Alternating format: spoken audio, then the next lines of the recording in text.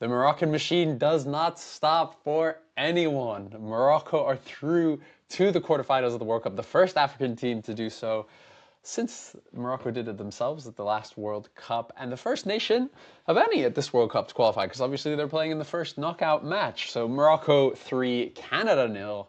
Really, really I almost was going to say good performance, a professional performance, I would say, from Morocco, because it was not great at all times, and we'll get into it. But let's get into it. Hello, my name is Ali Howarth. I'm an African football journalist covering the African nations at the World Cup. And of course, that means probably covering Morocco more than any other nation, because at the moment they are the African nation that is flying the flag highest at the World Cup. And they put on another display of what I would say is a grown-up elite team display against a very good Canada team to get into the quarterfinals, where they will play France or Paraguay. Love to see Paraguay in that quarterfinal, but somehow I think that might be France in the quarterfinals for Morocco. Let's get into it in terms of what made this team, what kind of made this game happen, because it was a really interesting game. Morocco really struggled in the first really half, but I would say first 20 minutes in particular. First 10 minutes, Canada were all over Morocco. And before we kind of get into Morocco, I do want to give a lot of credit to Canada, because Canada are a great example. You know, similar, obviously very different scale, but similar to Cape Verde, similar to these kind of smaller countries that have a really strong playing identity, and that means they can play above the sum of their parts. And their playing identity is real tactical rigidity under Jesse Marsch. It's a very, very disciplined kind of 4-4-2 where they play a mid block. They don't press you super high. They're very happy for your defenders and your goalkeeper to have the ball, but as soon as you get it into midfield, they're hounding you, they're being physical, they're being dominant, and that's why you can see they got picked up quite a few yellow cards. It was quite a physical game. A lot of, particularly Laria and Hakimi were going at it during the game, and both got booked for their kind of interactions. And Canada did really, really well. They really suffocated Morocco, because what they would do is Morocco would have the ball, and they would have it within these kind of five. Now, Bono's not an amazing ball player. He's a fantastic goalkeeper. And in this game, you know, you can see his rating. Morocco owed him this game because he was terrific, particularly in the first 10 minutes. He denied a couple of really good chances. I think Oluwaseyi went one-on-one. He made a good stop, and a few other chances that Canada had. But what they do is they allow these five to have the ball. Bono's not great on the ball. Diop's not great on the ball. And Hal, who came in for Chadi Riyad, is also not brilliant. And so what it meant was they would have the ball, and then they would kind of block up this entire midfield zone with these six players. Oluwaseyi and David were quite happy to kind of drift out wide to help neutralize Mazraoui and Hakimi. And then Istakio, Sigur, Buchanan, and Ahmed kind of really blocked up that kind of middle zone. And Morocco just didn't really have an answer. They really struggled to keep the ball as soon as they wanted to progress it.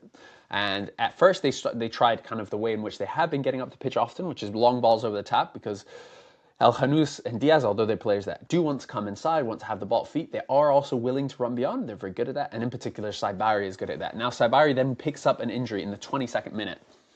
And that's a huge blow, because Rahimi comes on for him. And look, Rahimi is, in terms of going forward, very similar in that he's a brilliant runner of the channels. But he is not nearly of the same caliber of player as Saibari, because Saibari is willing to run those channels. He's super pacey, super happy to run in between, and you saw that in the game against Scotland, you saw that in the game against Brazil, but he's also happy to drop in, and he's got a lot of technical quality. Rahimi isn't that same player. He's just a runner. Now, he's a good runner, very, very good runner, and I'm really happy he scored his goal. Again, that's the second goal of the tournament, and he's a good kind of substitute for Saibari, but there's definitely a downgrade in that position. And so what I think Morocco did really, really well in this game, though, is they just hung in there. They didn't rush. They didn't panic. They got to halftime and they said, look, we've been the worst team. We got to buck up our ideas. We've got to improve. And they did. And even in the second half, they weren't great. But they showed to me what all great teams show, is that even if you're not playing well, you stay in the games and you wait for your moments. And especially in international football. And they got their moment. And it was that free kick.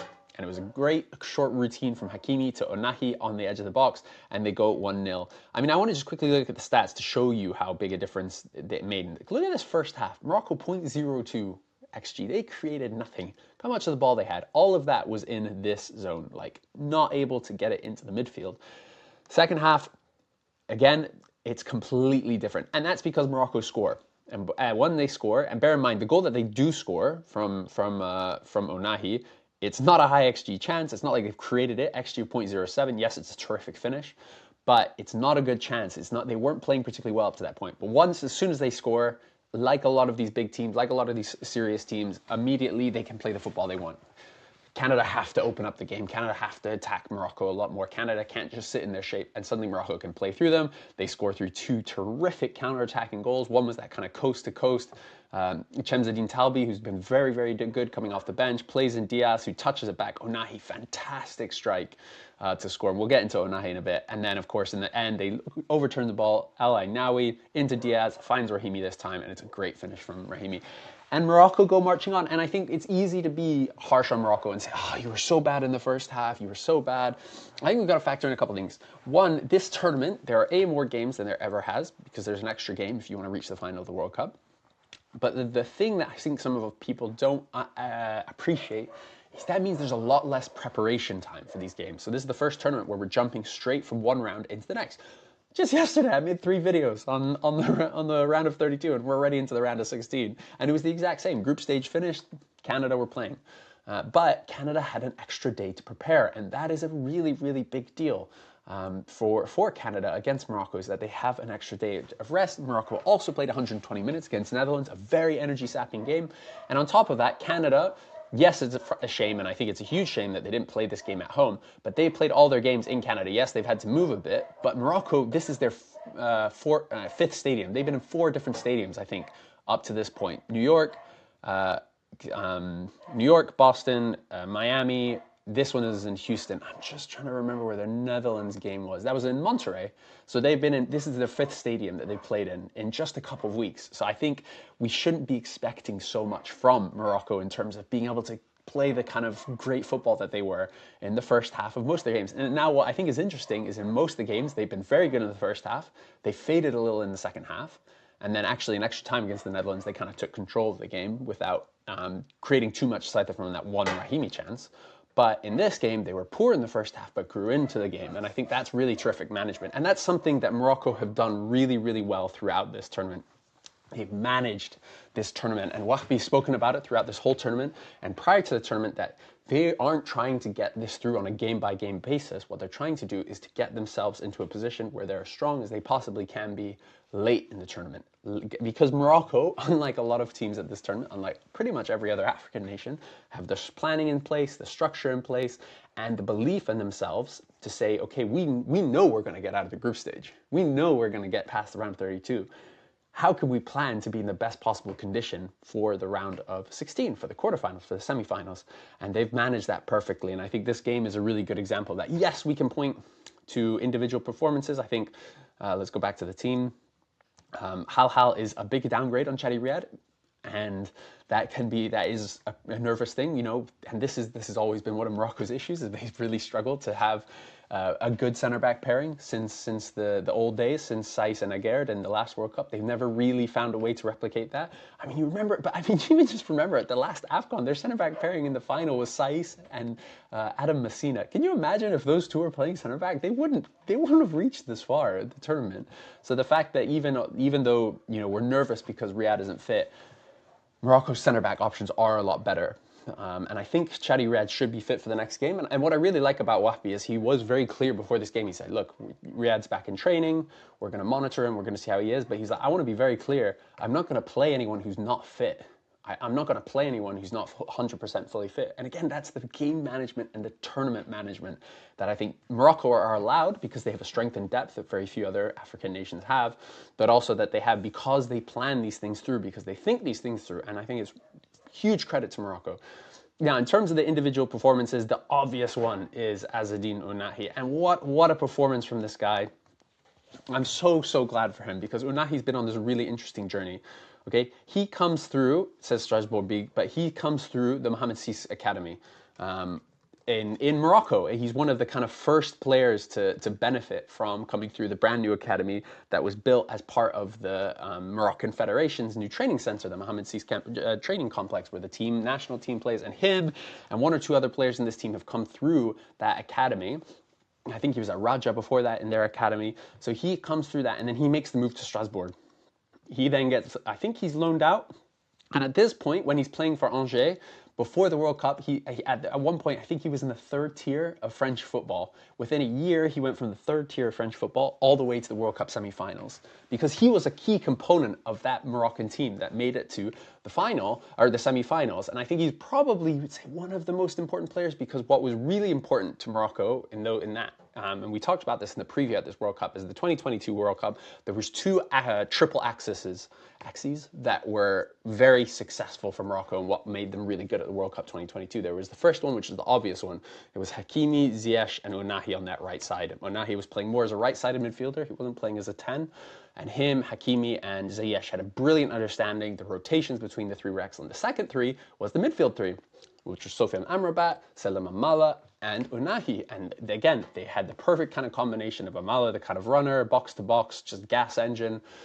You had Amrabat, the destroyer, the deep sitter, and Ounahi, the kind of silky dribbler, the one who created a bit more and allowed, importantly, for the wide players to create a lot. Now, he then was, touted for really big things after the World Cup. He was one of the breakout stars. He was fantastic. What a player to watch. He then goes to Marseille. I hate to say it, terrible decision to go to Marseille. His career kind of falls off the deep end. He gets loaned out to Panathinaikos. He really struggles to break back into the Marseille team.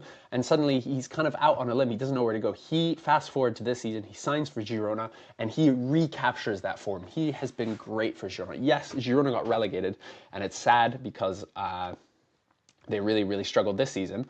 But he has been one of the bright lights. And coming into the AFCON, one of the very exciting things was, because he played a lot more in the first half, I think he had some injuries in the second half of the season, was that he was coming back into form. And it was almost like he kind of got into hibernation post-World Cup and was coming back into top form in Morocco. And I think he's the type of player where if he can, we said a couple things at this tournament.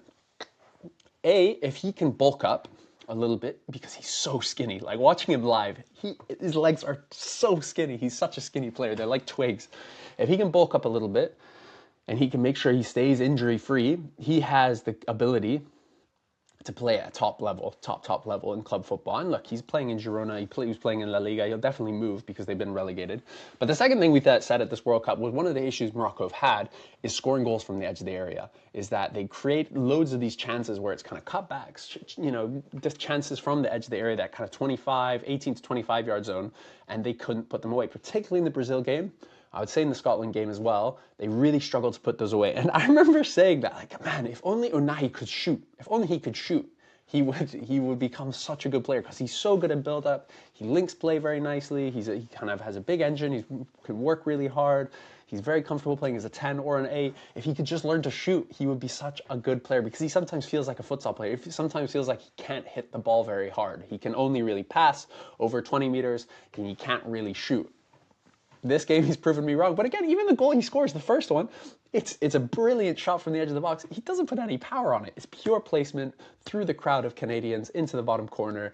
And there you go. Morocco are on their way. And then the second one, close range, brilliant finish, kind of into the roof of the net. That's exactly what you want. And I think I'm so glad for him that he's been able to recover. He's been able to come back into this team. And he's been, in a position where he can now carry the team. And Morocco, look, they're into the quarterfinals, and I think the one thing you'd say again is, like, you can be a bit down on their performance, particularly in the first half.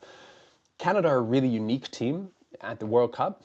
Morocco won't face a team like them again. This Canada game almost tells us nothing about Morocco's next game, because they're going to be playing France, which is a game in which the game's going to ebb and flow. Morocco are going to have a lot of the ball, but they're going to be able to get higher up the pitch. But also France are going to have a lot of the ball, and France are a team that can hit you in moments. So Morocco have to be switched on in a way that they didn't have to be against Canada.